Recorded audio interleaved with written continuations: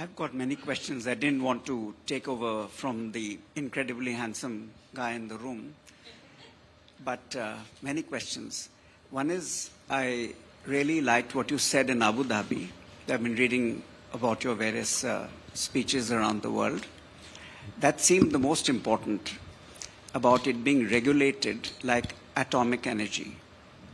So could you explain that more? Because that seems extremely important to regulate.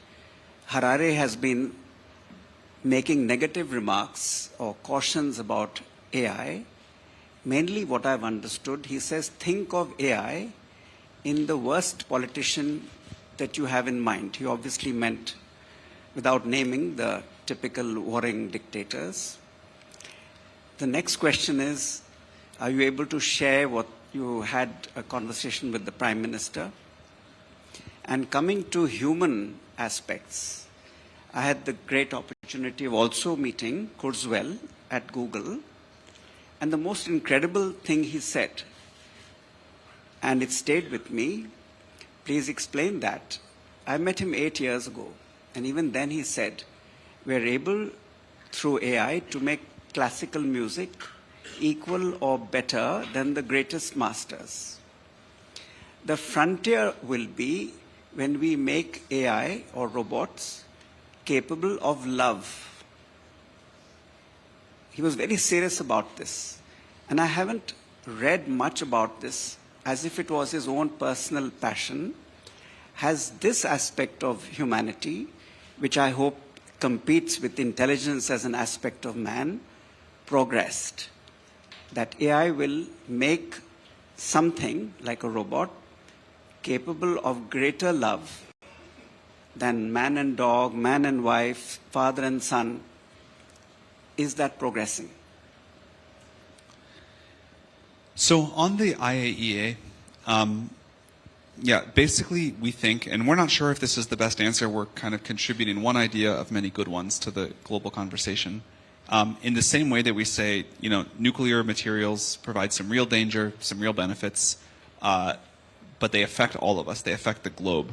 Let's have a system in place so that we can audit people who are doing it, we can license it, we can have safety tests you have to pass as you're training these systems before you deploy them. There's visibility for regulators. I think that's an important idea. We have been very pleasantly surprised by how much enthusiasm there is for it from around the world. And, maybe someone has a better idea, which would be great. I had dinner with Harari a couple of nights ago. We talked about this in Tel Aviv. I do think there's a lot of very sci-fi concerns that are pretty far out there and probably will turn out to be quite wrong. But this idea of misuse by a dictator using it to oppress people is a very scary thing, and that's not super far away. So I think we need to, and we spend a lot of time at OpenAI thinking about this, I think we need to build these systems in a way to address that risk. And I think it's going to be a very complicated global geopolitical challenge. The Prime Minister, we're going to see tomorrow. Schedules got shifted around, but really looking forward to doing that. And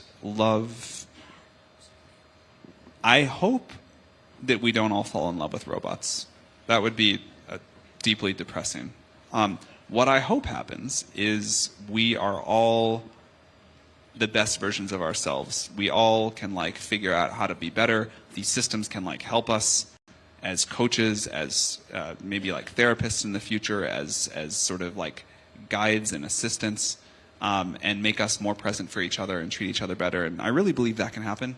But the all fall in love with the robot thing, I'm okay with the good classical music. I don't really want that future personally. You said about AI not wanting to be human or not competing with human, perhaps. That's the hint I got. Not to take over. But just like AI will take over jobs, because AI will do it better than, say, the truck driver. So similarly, when you say human, the first thing we know about humans is it's human to make mistakes. Human being he errs. To err is human. So all we have to do is to make AI human all the qualities of a conversation, but it does not err.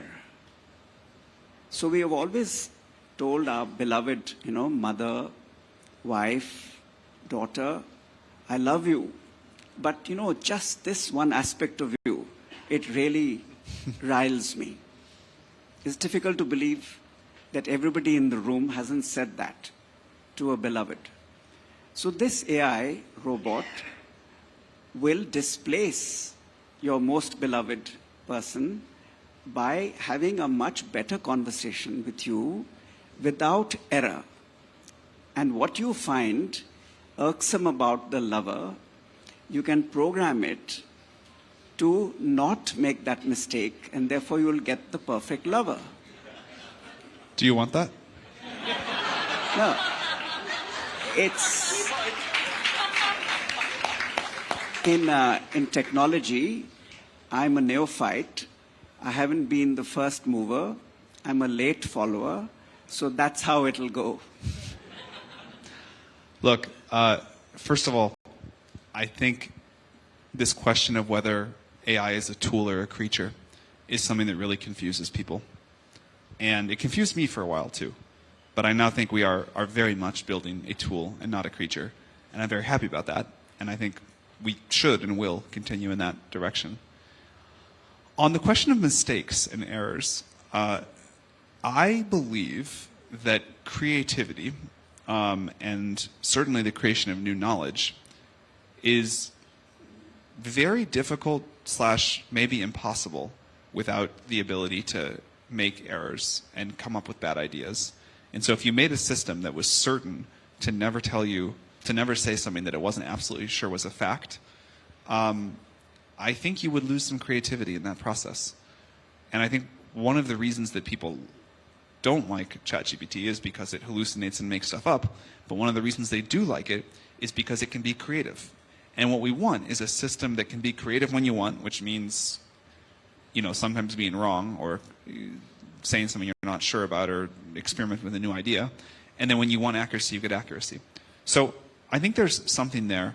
Yeah, if people want and some people clearly do, if people want to chat with the perfect companionship bot that never upsets you and doesn't do that one thing that irks you, you can have that. And I think it'll be deeply unfulfilling and a sort of hard thing to feel love for. I think there's something about watching someone screw up and grow and, express their imperfections that's the very deep heart of love as I understand it. And I think humans care about other humans and humans care about what other humans do in a very deep way. So that, that perfect lover chatbot doesn't sound so compelling to me.